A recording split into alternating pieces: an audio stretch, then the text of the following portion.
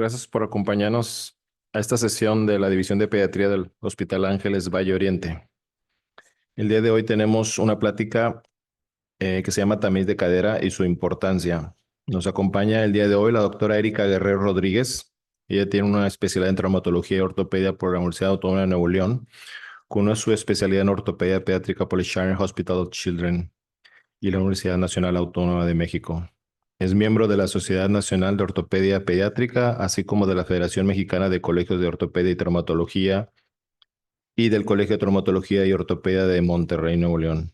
Es certificada por el Consejo Mexicano de Ortopedia y Traumatología y es miembro del staff de Ortopedia Pediátrica del Hospital Materno Infantil, así como es miembro del staff médico del Hospital Ángeles Valle Oriente. Les recuerdo nuestros canales, nuestras redes sociales, que estamos en Instagram, estamos en YouTube. Esta plática será posteriormente puesta en nuestro canal de YouTube por si tienen alguna duda o algo. Gracias, doctora Ega, por acompañarnos. Si tienen alguna pregunta, lo pueden hacer por medio del Zoom. Recordad que también estamos en forma activa en el Zoom. Si tienen alguna pregunta, a aquellas personas que nos están viendo y posteriormente, después de la plática, los que están de forma física, con todo gusto contestamos sus preguntas. Bienvenida, doctora Erika. Muchas gracias. Buenos días, como les comentaba el doctor, yo me encuentro dentro del staff del hospital. Ya tengo la fortuna de poder trabajar dentro de un hospital tan bueno como este y con personas tan capacitadas pues como con todo el equipo. El tema del que les voy a hablar es el tamiz de cadera. ¿Alguien de aquí sabe qué es? ¿Ha escuchado de él? ¿Qué es lo que han escuchado? ¿Qué se hace? Bueno, lo importante de esta plática va a ser para qué se hace, cuándo se hace y a quiénes se les hace, ¿de acuerdo? Y obviamente tenemos que abordar el tema que es la displasia del desarrollo de cadera, que es la enfermedad que este estudio pues busca identificar o ya descartar. ¿De acuerdo? La displasia del desarrollo de cadera se describe así burdamente como un conjunto de anormalidades tanto en la cabeza femoral como en el acetábulo, donde pueden estar mal alineados o mal formados. Puede ser uno o pueden ser los dos. Y esta imagen, que es la que aparece en la diapositiva pasada, es una representación gráfica de las características que tiene una cadera normal, donde vemos como la cabeza del fémur, que tiene una forma circular, se encuentra articulada en el acetábulo, que tiene una forma cóncava en la pelvis. Esto es como lo normal. Y de este lado, el conjunto de la variedad de displasias que podemos encontrar. Esto puede ser evolutivo, dígase que una displasia leve, por así decirlo, puede ir evolucionando hasta una severa, donde comparando las diferencias se ve bien fácil que la más severa, la cabeza femoral ya no está en su sitio, sino que se encuentra ya elevada, luxada, y las anteriores no son tan evidentes. Entonces, esta enfermedad antes se describía como la luxación congénita de cadera. Ahorita ya se sabe que pues displasia no significa luxación. No es solo este, sino que hay otros tipos anteriores. Y esta es una representación de cómo se ven los cambios en tejidos blandos en la cadera. No solamente es hueso, ¿de acuerdo? La cadera normal tiene su cápsula, su sinovial, su ligamento redondo, lo que todos nos enseñaron en anatomía.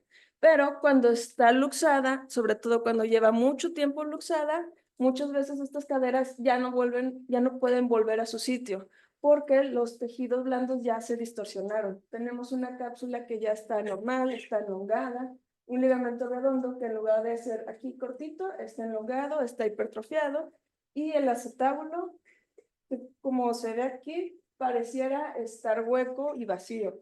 Pero la verdad es que cuando llevan mucho tiempo luxadas, este acetábulo se rellena de un tejido fibroadiposo que se llama pulvinar y pues ya no deja que la cabeza femoral pueda volver a entrar en su sitio.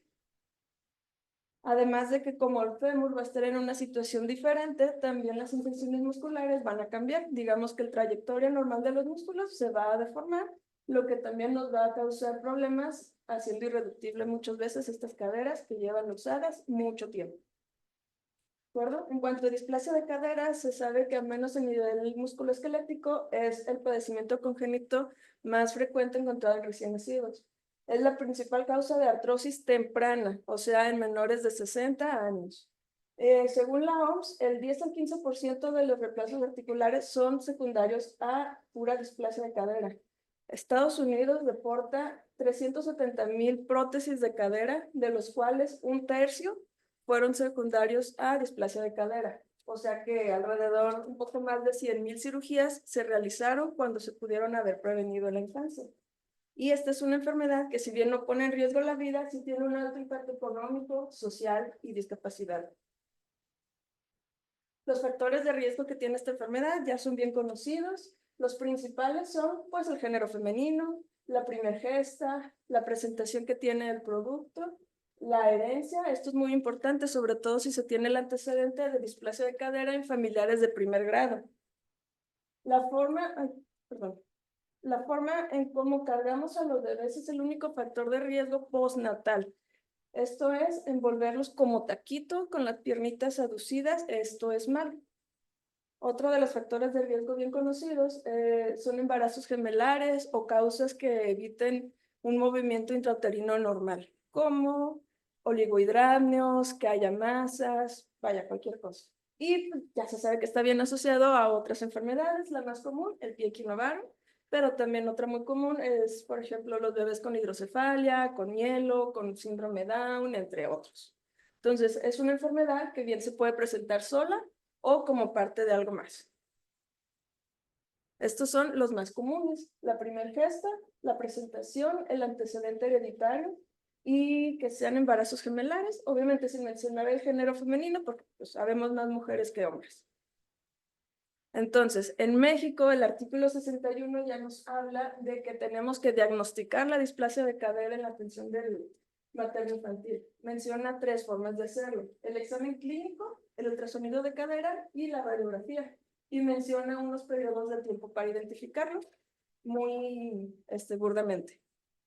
Y en el artículo 157, también de la Ley General de Salud, ya nos habla sobre el tamizaje. Nos habla que el tamiz de cadera ya se encuentra dentro de la cartilla de vacunación, y esto, si se fijan, es de fecha muy reciente.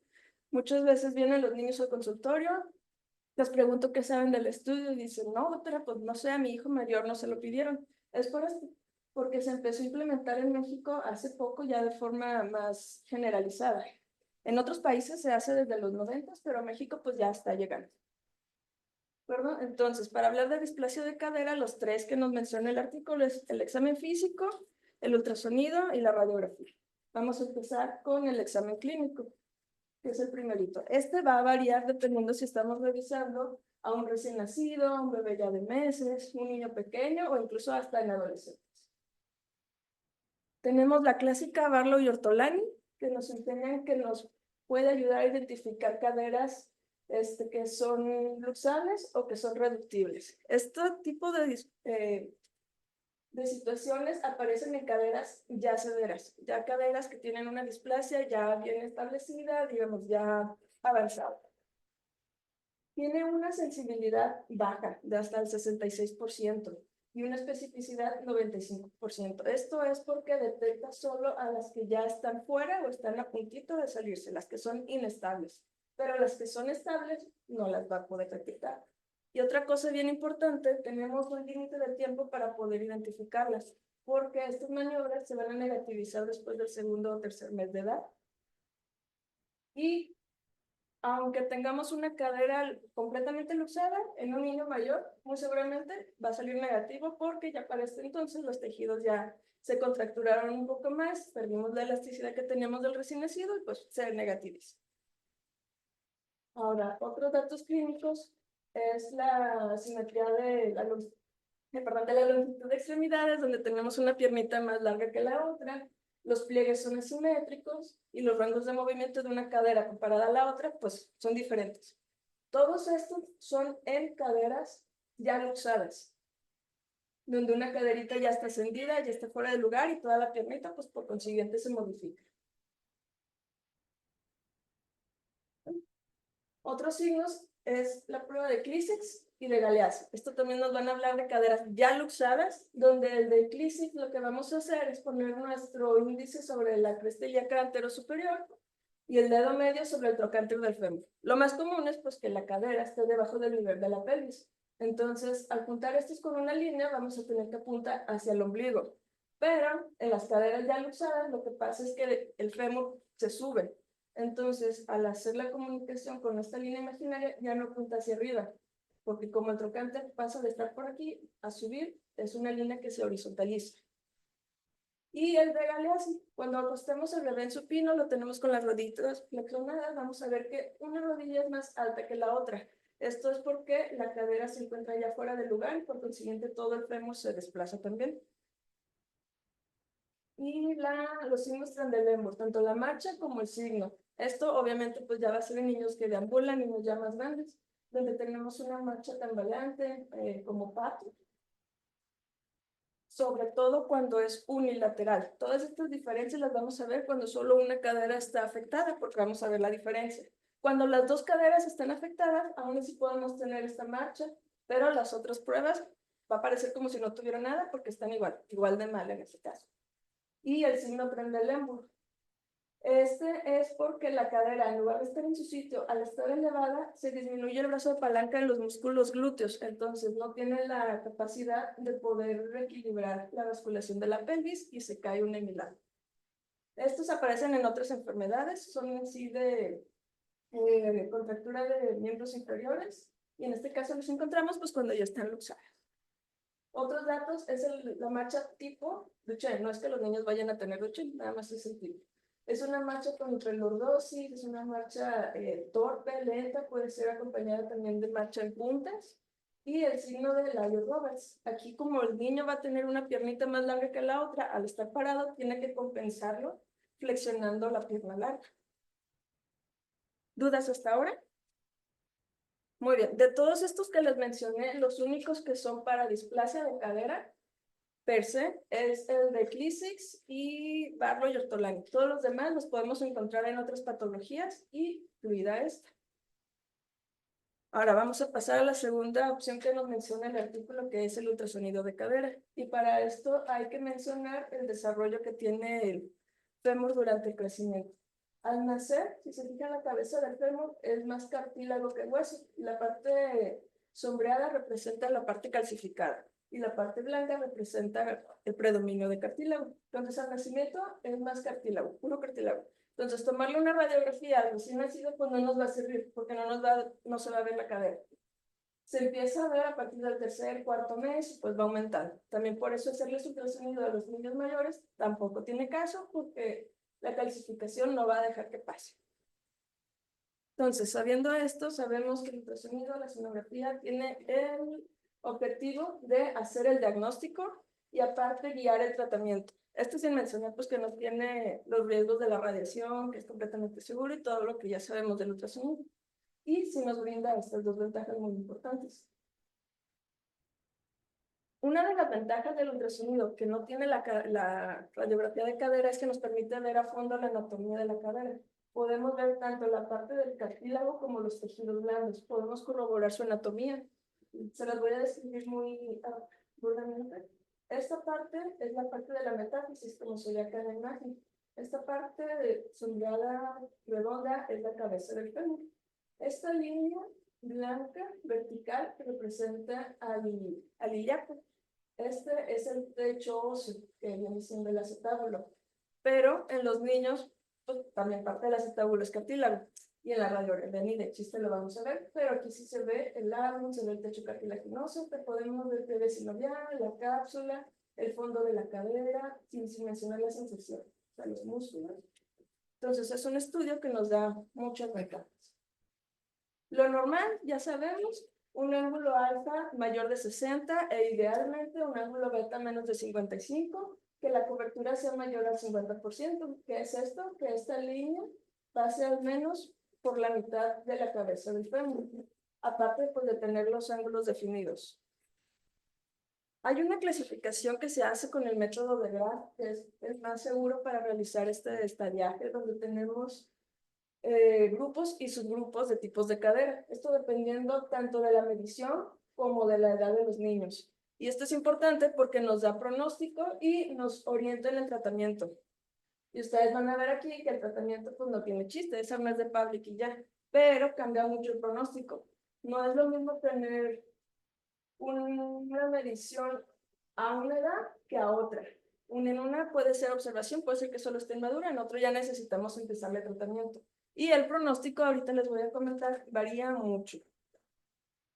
Estos son otros ejemplos de los estadiajes. Esto es evolutivo, obviamente este es el normal y va evolucionando en cuanto a severidad y el pronóstico va disminuyendo. El tipo 2, ven cómo la cabeza del fémur todavía se encuentra debajo de la línea vertical y debajo del acetábulo, todavía está dentro. Ven cómo el acetábulo aquí, bueno,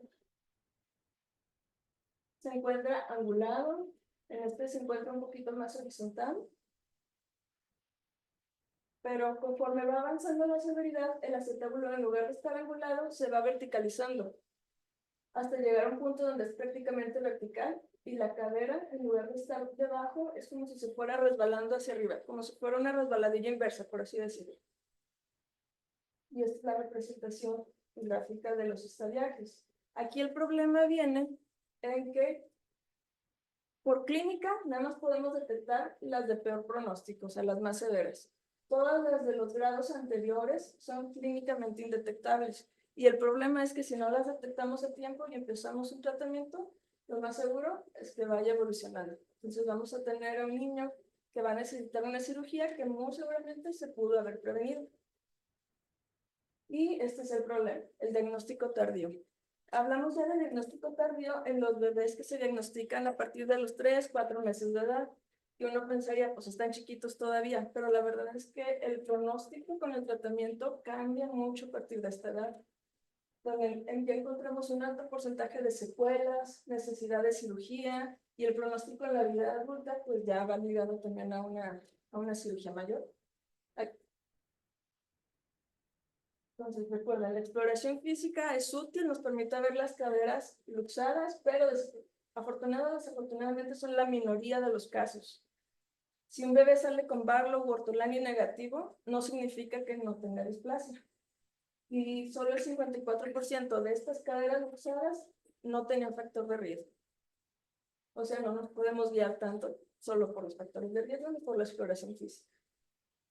Y la otra herramienta que menciona el artículo es la radiografía simple. Es una herramienta muy buena, pero hay que saber cuándo utilizarla y cómo interpretarla. Y para poder buscar una displasia en una radiografía, hay que ver cómo se ve una radiografía normal. Lo que está en esta radiografía está representado acá en el dibujo. Entonces vamos a trazar las líneas normales de radiología. La línea de Hilbert-Reiner que pasa a través de los dos acetábulos, las líneas de Perkins, que son estas líneas verticales, a partir del final del acetábulo. Hacemos el índice acetabular respecto a la inclinación que tiene el acetábulo y la línea de ángulo. Eso es en cuanto al acetábulo. Y para ver al fémur tenemos que buscar el núcleo de osificación, que es esta bolita que se ve. Aquí si se fijan se pueden dar una idea de que este bebé pues ya tiene más de 3, 4 meses porque ya se empezó a calcificar. Si este núcleo de calcificación se encuentra medial a la línea de Perkins, o sea, por adentro, significa que está bien, está en su lugar. Ya cuando está lateral a la línea vertical o ascendido, olvídense, ya está fuera de lugar. Y otro dato radiográfico muy importante para saber si está dentro de su lugar o está luxada es la línea de Shenton. Es una línea que se traza a partir del borde superior del obturador y se continúa con el cuello femoral, como se ve acá.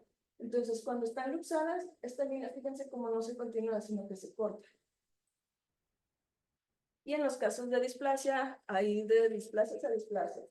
Del lado izquierdo, bueno, derecho, van a ver cómo esta línea está discretamente rota, pero rota. La cabeza del fémur, si no trazáramos las líneas, pudiéramos llegar a pensar que está dentro del acetábulo, pero ya trazando las líneas vemos que claramente está luxada. Y la del otro lado. ¿La línea de Shenton de este lado está bien o está mal?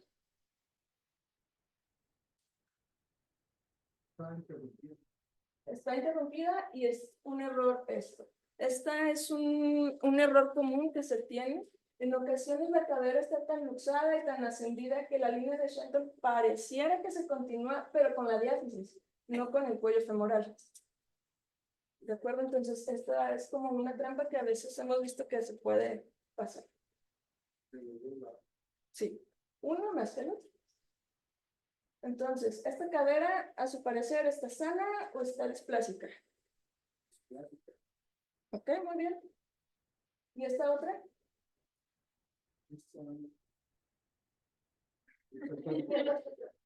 Bueno, este es un caso real que nos llegó la semana pasada.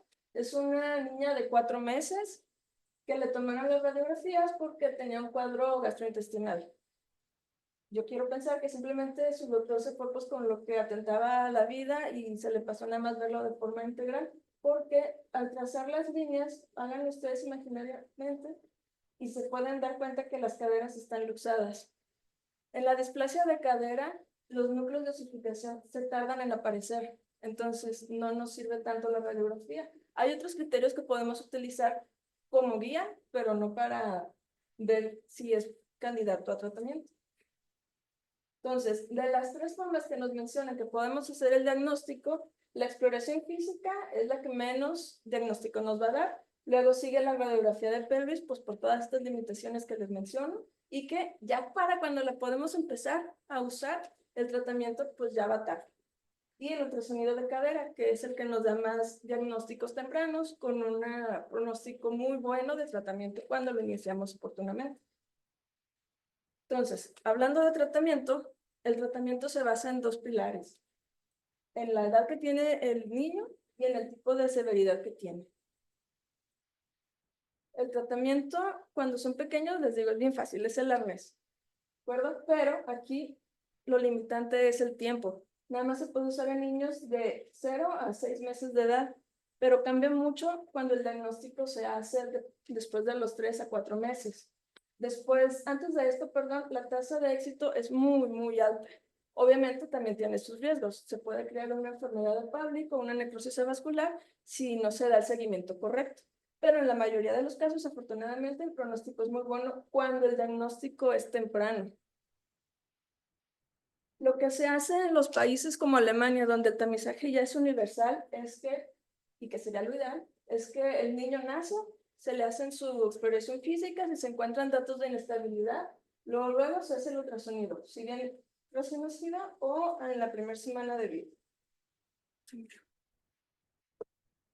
Y si salió negativo, lo que se hace es que se cita la consulta a las 6 semanas de edad para igual hacerle el ultrasonido, aunque haya salido Barlow y ortolanio negativo, porque pudiera ser una de las displasias que todavía no se luxa.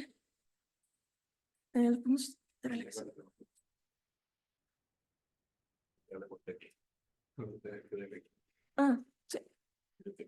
Entonces, lo que les hablaba del pronóstico es esto. Tenemos un margen terapéutico bastante bueno en las caderas que todavía no están luxadas, en las que ya están luxadas, cuando son niños que empiezan con el tratamiento antes de los 4 meses. Son tasas arriba del 90%, bastante buenos. Este es un ejemplo de la evolución que han tenido estos niños, donde si se fijan en la imagen de la izquierda, que se hizo desde las 3 semanas porque tenía datos de inestabilidad, la cadera está fuera del acetábulo. Con el tratamiento se fue metiendo poco a poco, incluso el acetábulo, en lugar de estar apenas oblicuo, ya se anguló porque remodela. Y tiene un muy buen resultado. Esta es una cadera que no va a necesitar cirugía, no va a necesitar prótesis. Una cadera casi como si no hubiera pasado nada. En cambio, el margen terapéutico que tenemos en niños mayores de 4 meses baja mucho. Subluxadas baja de 98 a 73 y de luxación de 90 baja hasta 2. O sea, si una cadera luxada la diagnosticamos a los 4 meses, aunque la empecemos ese mismo día el tratamiento, lo más seguro es que vaya a necesitar cirugía. Y ya después de los 6 meses, las opciones disminuyen mucho y en la mayoría de los casos es cirugía. ¿De acuerdo? La cirugía, hay muchos tipos de cirugías, hay muchas técnicas quirúrgicas que incluyen tanto tejidos blandos como tipos de osteotomía. Y pues todas desafortunadamente incluyen una recuperación que puede ser un poquito molesta. ¿Algunos de ustedes se han fracturado o han tenido que usar férulas, cabestrillo? Bueno, imagínense no poder mover una extremidad por 2 semanas. Es bastante molesto. Ahora, estos niños tienen que utilizar un yeso que va desde el tórax hasta los piecitos, nada más teniendo descubierto el área perineal para la higiene, perdón. Es una recuperación que es molesta tanto para el niño como complicada para los papás. Pero no es mala, es una buena opción para los niños que identificamos ya tarde. nos permite tener una cadera que pasa de estar luxada a estar dentro del acetábulo y en su evolución tener una mejoría. Nos evita tener que llegar hasta estas consecuencias, ¿de acuerdo? Estas son personas jóvenes, menores de incluso 40 años, que ya tienen este tipo de caderas. Son caderas que tendría alguien de 70 años o más. Y las prótesis que necesitan no son prótesis habituales, son prótesis más especiales, son cirugías más grandes y obviamente pues su riesgo de complicaciones. Entonces, imagínense que esta persona se pudo haber identificado desde bebé y no haber necesitado nada en su vida. Entonces, lo que está ahorita debatiéndose es el tamizaje que sea selectivo, o sea, nada más a los bebés que tengan datos clínicos o historial, o el universal, o sea, a todos parejo. Y esto es más tema de política. Hay países donde les digo, ya se hace por obligación desde los 90s y el último en incluirse fue Mongolia en el 2017. Entonces no es cuestión de países ricos o países pobres, es más de política.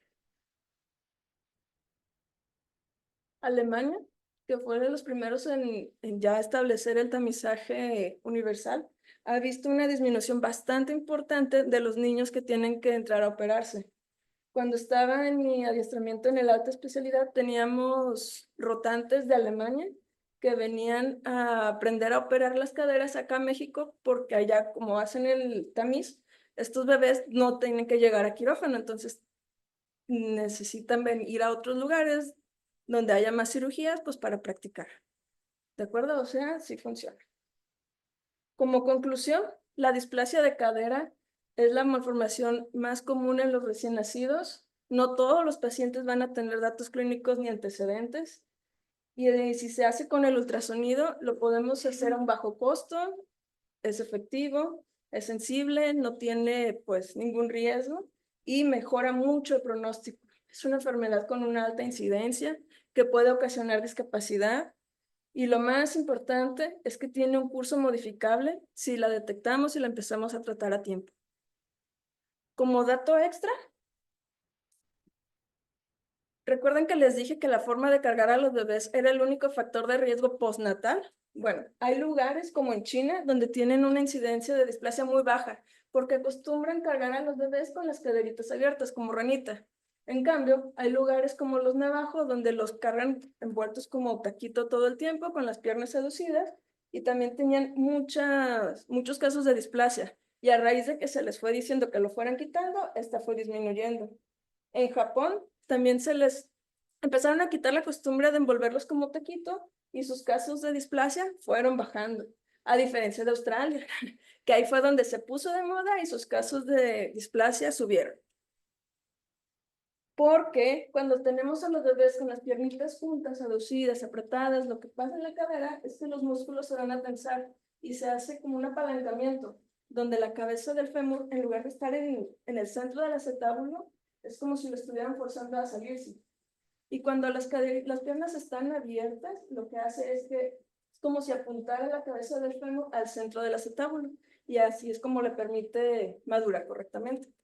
Entonces, la costumbre que se tiene de envolver a todos los recién nacidos como taquito, esta ya queda prohibida.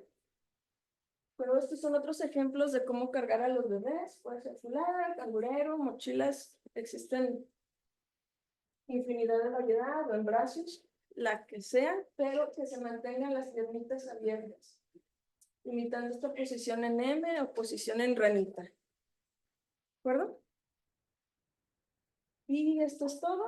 Les agradezco su atención y les recuerdo, afortunadamente tengo la oportunidad de trabajar con todos ustedes. Ya estoy dentro de las guardias en urgencias y a disposición pues para poder trabajar en conjunto. ¿Dudas?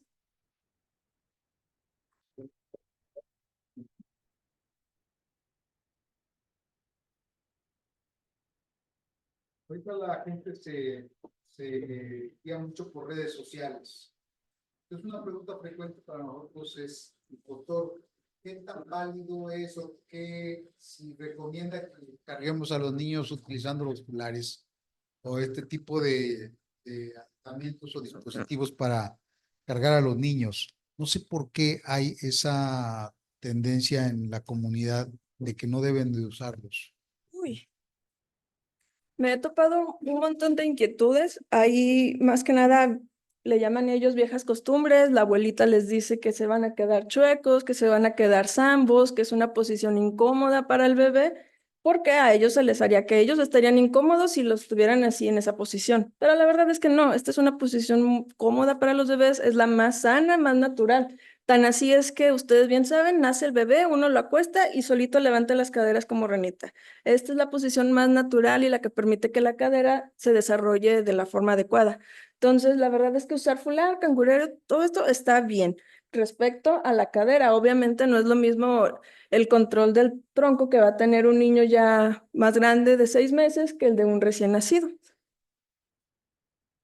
Sí, solamente para recalcar esa situación como postura que nosotros debemos de tener, porque esta pregunta es de las más frecuentes. Una de las cosas que quisiera eh, comentar en este foro es el por qué en hospitales privados no se ha puesto este tamiz en, digamos, el otro día tenía una plática con unos pediatras, ¿por qué no se pone ya en los paquetes? La cuestión sigue siendo económica, ¿verdad? Económica y otra situación que está recomendado a partir de la cuarta semana, según tengo entendido, ¿verdad? Para hacer el tamiz de cadera. Y es una situación que por circunstancias de organización en el sector, por ejemplo, sector público, necesitan una infraestructura muy grande para darle seguimiento. Yo creo que el porcentaje de niños a los que se les hace en el sector público debe de ser ahorita muy bajo en relación con el total de nacimientos. Y en el medio privado, pues depende mucho de nosotros los pediatras y si lo creemos como que sea, tengo la perspectiva que probablemente se detecte más en la atención médica privada el que un niño tenga un defecto de este tipo que en la medicina pública, debido simplemente a lo irregulares que pueden ser las consultas de niños sanos en el sector público. Entonces, no sé qué puedes tú decirme, ya que estás en los dos medios, en la medicina pública, estás en el hospital materno, en el materno infantil, ¿verdad? Sí, Que afortunadamente. no es un hospital de seguimiento realmente, ¿verdad? Pero eso comparado con tu práctica privada, que pues tienes la oportunidad de estar en esos dos mundos y darnos tus comentarios a este respecto. Sí, afortunadamente tengo la oportunidad de trabajar en los dos mundos, o sea, ver esta polarización. Y la verdad es que vemos más o menos los mismos resultados. En las instituciones sí es mucho de organización y lo que se hace en la mayoría es el tamizaje selectivo, donde el niño que tiene factores de riesgo, que tiene alguna alteración en el examen clínico, le piden hacerse el estudio. Pero pues no todos, ya vimos, no todos se van a diagnosticar nada más por el examen clínico.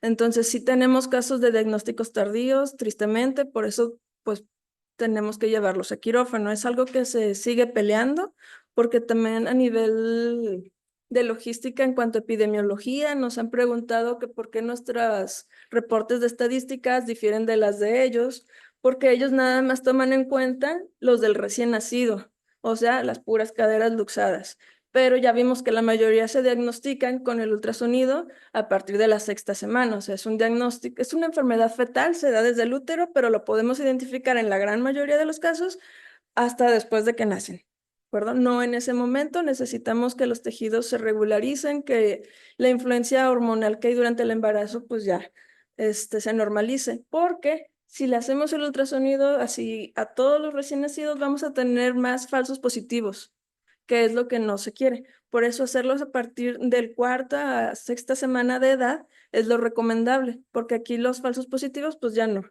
Lo bueno del ultrasonido es que te puede dar falsos positivos, pero no te va a dar falsos negativos. O sea, es más fácil que en el ultrasonido veas una cadera más mal de lo que está, pero nunca se te va a pasar uno. ¿De acuerdo? Y en cuanto a hacerlos, yo he visto buenos resultados haciendo lo que hacen en Alemania, que nace el bebé, le hacen las maniobras, ven si está inestable, si está luxada o no. Si sí, pasa al ultrasonido en la primera semana de edad, se diagnostica, se empieza el tratamiento y en muchos casos he tenido pacientes que sus caderas vuelven a la normalidad. Y si salió con Barlow y Ortolani negativos, citarlos a las 6 semanas, que es cuando podemos hacer la clasificación, incluso su clasificación para iniciarles el tratamiento correcto.